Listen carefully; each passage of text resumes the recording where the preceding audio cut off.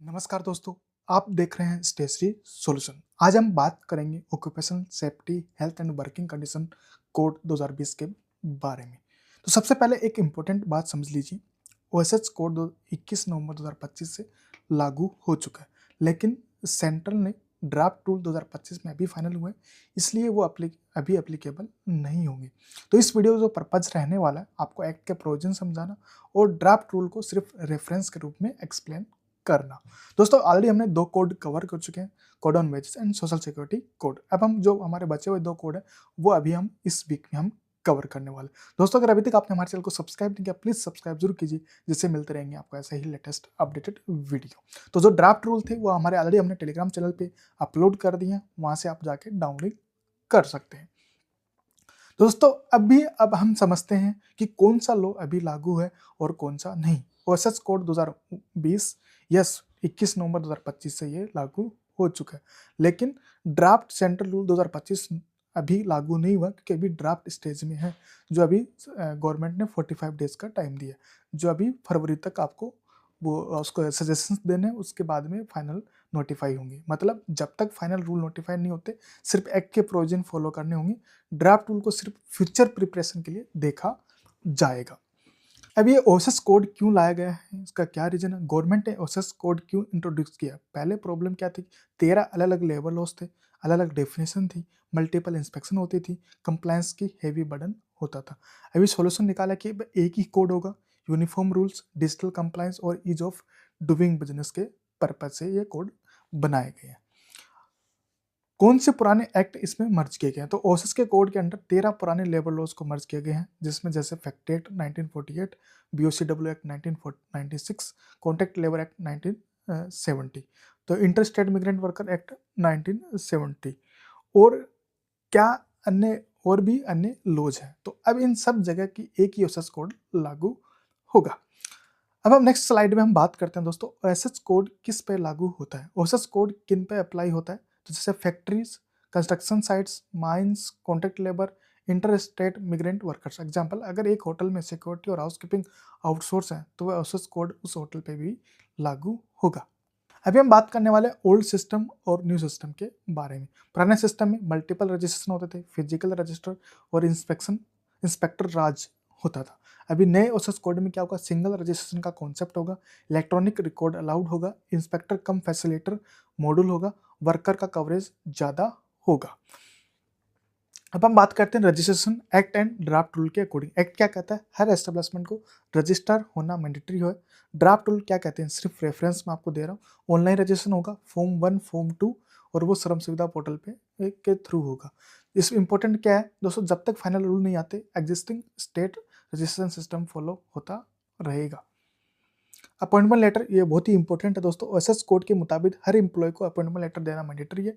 Draft rule में format दिया गया है, आधार, यूएन, वेजेस, ब्रेकअप, ईटीसी, लेकिन फॉर्मेट अभी कंपलसरी नहीं है। एग्जांपल, पुराने एम्प्लॉय जिनको अभी अपॉइंटमेंट लेटर नहीं मिला, अब उनको लेटर देना एम्प्लॉय की रिस्पॉन्सिबिलिटी है।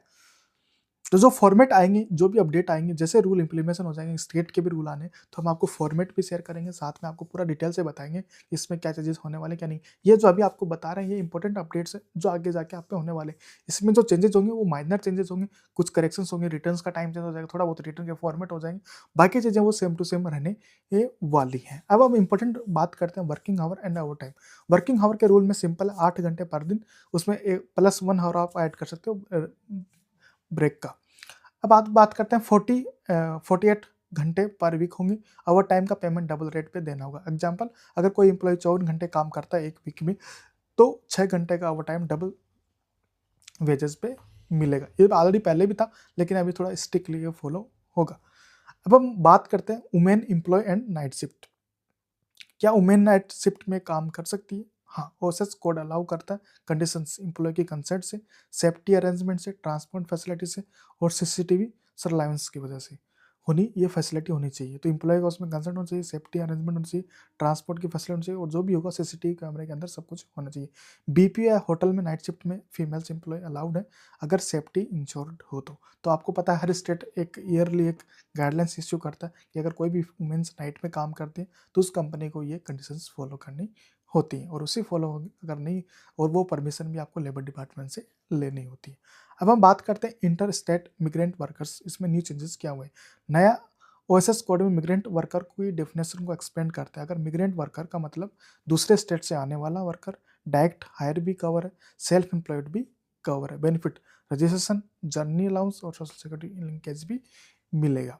अब बात करते हैं हेल्थ, सेफ्टी और मेडिकल ड्यूटीज़ क्या रहने वाली है। एम्प्लॉयर की इसमें क्या क्या जिम्मेदारी होंगी? जैसे आपका सबसे पहला कि सेफ वर्क प्लेस देना, पीपीई प्रोवाइड करना, सेफ्टी ट्रेनिंग, 40 प्लस वर्कर जैसे कि एज हो गई है, मतलब 40 प्लस ईयर पे किसी वर्कर के होने पे free health checkup annually provide करना। एग्जाम्पल, कंस्ट्रक्शन साइट पे हेलमेट, शूज और ट्रेनिंग मैंडेटरी है। तो ये सब आपको एज ए वहाँ से जो भी कंपनी होगी उनको ये प्रोवाइड करना पड़ेगा एज ए सेफ्टी के, और ये एम्प्लॉयर की इंपॉर्टेंट महत्वपूर्ण जिम्मेदारी है। अब हम बात करते हैं एक्सीडेंट रिपोर्ट। तो ओएसएस कोड के मुताबिक एक्सीडेंट रिपोर्ट करना मैंडेटरी है। ड्राफ्ट रूल में फॉर्म 6 और टाइमलाइन दिया गया है, लेकिन अभी वो एप्लीकेबल नहीं है। जब तक रूल फाइनल नहीं होते, existing accident report process follow होता रहेगा। जैसे ये रूल्स नोटिफाइड हो जाएंगे, हम आपके साथ फॉर्म भी शेयर करेंगे।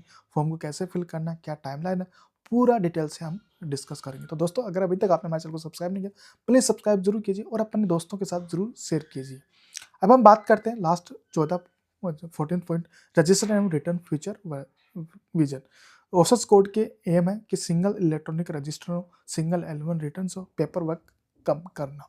लेकिन याद रखिए, ये सब ड्राफ्ट रूल का हिस्सा है, अभी इन्फॉर्मेशन नहीं हुआ है। तो हम बार बार को ये क्यों कर रहे हैं? क्योंकि दोस्तों बहुत सारी जो अभी वो ना हो कि हमने आपको अप्लीकेबल बोल दिया, हम ही सिर्फ आपको ब्रीफ करें, शायद 2 महीने बाद में ये अप्लीकेबल हो जाए। क्योंकि अभी ड्राफ्ट रूल आए तो मे बी ये मार्च या अप्रैल तक ये इफेक्टिव रूल होंगे। अभी ड्राफ्ट कंडीशंस में चल रहे हैं, तो ड्राफ्ट आप पढ़ें, चेक कीजिए। अगर आपको भी कोई कुछ ऐसी कमियां लग रही है उसमें ठीक होना चाहिए, तो आप उसमें सुझाव दे सकते हैं। उसमें ड्राफ्ट रूल में ईमेल आईडी दी हुई है। तो दोस्तों, ये इंपॉर्टेंट अपडेट है ओएसएस के बारे में। कोई डाउट हो तो आप हमें कॉन्टैक्ट कर सकते हैं, कोई क्वेश्चन हो तो आप हमें ईमेल आईडी, इंस्टाग्राम के थ्रू भी हमें कॉन्टैक्ट अप्रोच कर सकते हैं, जिससे हम आपका हर क्वेश्चंस का आंसर देंगे। तो दोस्तों, समरी ये है कि ओएसएस कोड लो बन चुका है, फॉलो करना जरूरी है। ड्राफ्ट रूल अभी गाइडेंस के लिए है। एम्प्लॉयर को अभी सेफ्टी, अपॉइंटमेंट लेटर और पॉलिसी पर काम शुरू कर देना चाहिए। याद रखिए, act is low, draft rule पर प्रिपरेशन। ऐसे ही लीगल अपडेट के लिए स्टेशनरी सॉल्यूशन को लाइक, शेयर और सब्सक्राइब जरूर करें। जल्दी मिलते हैं नेक्स्ट न्यू अपडेट के साथ। धन्यवाद।